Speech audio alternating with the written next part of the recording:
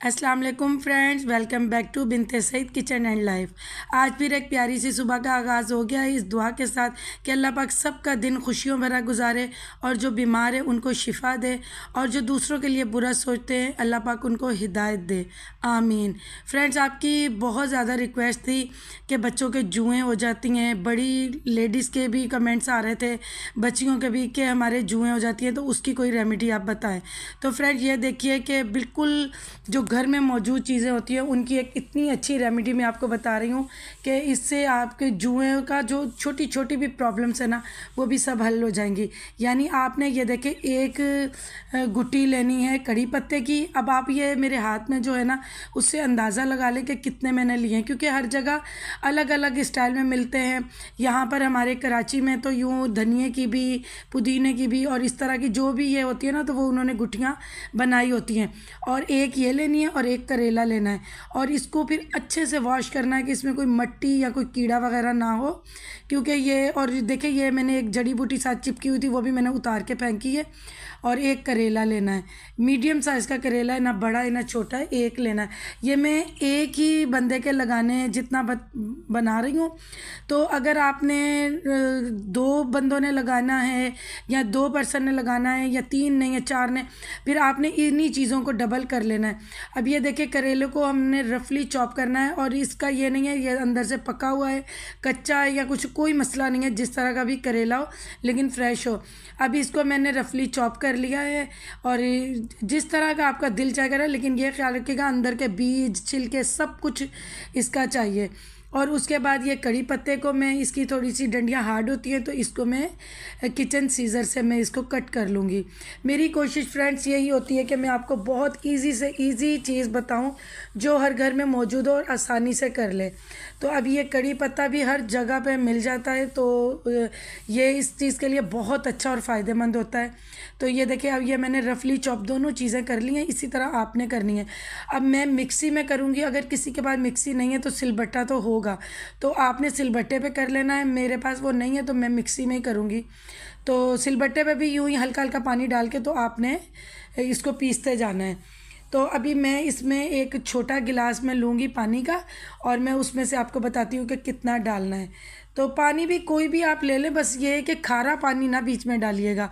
ये देखिए मैंने ये छोटा गिलास है, बड़ा गिलास नहीं है, उसको भी मैंने आधा सा लिया है और ये देखिए मैंने डाला है। अब इसमें से भी मैं 1 घूंट के करीब बचा दूँगी। ये देखिए आप, ये मैंने इसमें से भी इतना बचा दिया, यानी छोटा चाय का मग नहीं होता उतना बस आपने पानी डालना है कि ये अच्छे से ब्लेंड हो जाए और जितनी हमें पानी की ज़रूरत है वो बन जाए। तो इसको मिक्सी में अच्छे से कर लें। अगर मैंने फिर बताया है कि किसी के पास मिक्सी नहीं होती तो वो सिलबट्टे पे भी कर सकता है, उस पर भी अच्छे से हो जाएगा। क्योंकि हम पहले जहाँ रहते थे वहाँ नेबरहुड में मैंने बताई थी ना, तो उन्होंने अपने आंटी ने सिलबट्टे पे की थी पानी डाल डाल के, तो उनकी भी बहुत अच्छी ये लिक्विड बन गया था। तो उसके बाद हमने चाय वाली छन्नी लेनी है, उसके अंदर ये सारा डालना है और चम्मच की मदद से दबा दबा के ना अपने जितना इसका रस है करेले और कड़ी पत्ते का वो आपने निकाल लेना है। ये देखिए अच्छे से ये निकल रहा है, बहुत ज़्यादा प्रेशर भी नहीं देना है। आप आराम आराम से दबाते जाएंगे ना तो सिर्फ इसका रस ही नीचे जाएगा और बाकी ये जो इसका बुरादा है वो नहीं जाएगा। तो इसी तरह आपने हल्के हल्के हाथों से ये करके सारा रस निकाल लेना है। ये हमने, मैं दोबारा बता रही हूँ कि आधा गिलास पानी का था, उससे भी कम मैंने डाला। फिर उसके बाद हम फिर एक और बारीक चाय वाली छन्नी है, वो जो पहली थी वो भी चाय वाली छन्नी थी, वो थोड़ी सी उसके जो है ना वो जो छन्ना है वो थोड़े मोटे मोटे ब्लॉक्स थे, ये बिल्कुल बारीक है। तो मैंने अब अच्छे से छान लिया, अब इसमें कोई बुरादा नहीं है। अब हम एक बाउल में डालेंगे, मैं वाइट बाउल इसीलिए यूज़ कर रही हूँ कि आपको हर चीज़ अच्छे से नज़र आए। अभी इसमें हम मिलाएंगे 2 चम्मच कड़वे बादाम का तेल। आप किसी भी स्टोर पे जाएंगे ना, पंसार की दुकान पर या यूनानी जो दवाइयाँ मिलती उधर, तो वहाँ से मिल जाएगा। तो ये 2 चम्मच कड़वे बादाम का तेल, मीठे बादाम का तेल भी मिलता है, कड़वे का भी, तो मैं यूज़ कर रही हूँ कड़वे बादाम का तेल। ठीक है। फिर कई बहनें आगे आगे करके वीडियो देखती हैं तो वो फिर कमेंट्स में बार बार पूछती हैं, मैं तो सबका जवाब देती हूँ। और ये 1 चम्मच हमने लेना है नीम का तेल, नीम का जो दरख्त होता है, जो मैंने ऑयल में भी यूज़ किया है। तो ये नीम के तेल की 1 चम्मच लेनी। ये अभी मैं आपको बता दूं कि ये ट्रांसपेरेंट में भी मिलता है, ग्रीन में भी मिलता है। तो मैं ग्रीन रेमेडी बना रही थी, तो आप जो भी आपको मिले आपके पास से करीब से, आप वही यूज़ करें। ये नहीं कि मैंने ग्रीन डाले तो आप भी ग्रीन ही डालेंगे। मैं जब गई थी तो ये भी देखे, और 1 चम्मच में भी ग्रीन में भी मिलता है और ट्रांसपेरेंट में भी। ये ना हो कि आप कहें कि आप ही ने ग्रीन डालें तो हम भी डालें, कोई मसला नहीं, कोई दिक्कत नहीं। मैंने तो वैसे ही ग्रीन बना रही थी, दोनों ऑप्शन मेरे सामने थे, मैंने सोचा चलो मैं यही ले लूँ, ग्रीन ही दोनों। तो ये किसी भी पंसार की दुकान से या हकीम की दवाइयाँ जहाँ से मिलती हैं वहाँ से, या यहाँ जहाँ से यूनानी दवाइयाँ मिलती हैं वहाँ से आप ले सकते हैं। अभी ये मेरी आंटी जो हाउस हेल्पर आंटी है, वो एक अपने रिश्तेदार बच्ची को लेकर आई थी। ये देखिए, इस बच्ची के तकलीफ़ भी मुझे देखकर बहुत हो रही थी, बहुत जुएँ अंडे उसके इतने थे। तो ये देखिए, अब मैं आपको बता रही हूँ। देखिए, मैं आप लोगों ने मुझे इतना प्यार दिया है, और मेरी आदत है, मैं जो काम करती हूँ ना प्रैक्टिकल करती हूँ। अभी लोग हैं वीडियोस बनाते हैं, बना के वीडियो छोड़ दी, तो ये नहीं, मैंने जो भी चीज़ बनाई है वो मैं यूज़ करके बता रही हूँ। ये भी मैं अपनी बेटी पे आपको बताती, लेकिन मेरी बेटी के जुएँ हैं ही नहीं। तो ये आंटी वाले आए हुए थे, तो मैंने सोचा भी ये आज शूट करूँ और आपको दिखाऊँ, मैंने उन्हें बोला था। तो इसके सबसे पहले देखे कितने रफली बाल हुए हैं, तो ये मैं पहले सीधे अच्छे से करूँगी। आप यकीन करें, इस बच्ची के इतनी जुएँ थी कि ये हेयर ब्रश करते वक्त भी सीधे, जब मैं बाल कर रही थी ना, तो भी नीचे गिर रही थी। तो ये वैसे भी बच्चों की स्किन के लिए भी ख़राब है, लेकिन अल्लाह पाक सबको ये इस तकलीफ़ से दूर रखे। मैं जिस तरह की रेमेडी बना रही हूँ ना, तो आप इसी तरह बनाएं, देखिए आपकी जान छूट जाएगी। ये देखिए, अब मैं बिल्कुल इसके जड़ों में बालों की पार्टीशन कर करके जड़ों में अच्छे से हमने लगाना है, बिल्कुल अच्छे से। देखिए, जहाँ जहाँ पहुँच सकता है वहाँ लगाना है। बहुत ज़्यादा जुएँ और अंडों से तो मेरी बहनें परेशान थी। मैंने अभी रमज़ान की तैयारी की भी वीडियोज़ बनाई हैं, और कुछ चीज़ें स्टोर करने की भी, लेकिन ये इतने रिक्वेस्ट आ रही थी, एक इसकी जुओं की, और एक जो छोटी उम्र में बच्चों के बाल सफ़ेद हो रहे हैं ना, उसकी भी। तो वो भी मैं इंशाल्लाह आपको एक आध वीडियो के बाद वो भी मैं बना के आपको दूंगी। और ये वाली तो ज़रूरी थी, क्योंकि ये आप यकीन करें कि बहुत कमेंट्स थे, तो जाहिर सी बात है ये परेशानी होती है इस चीज़ की।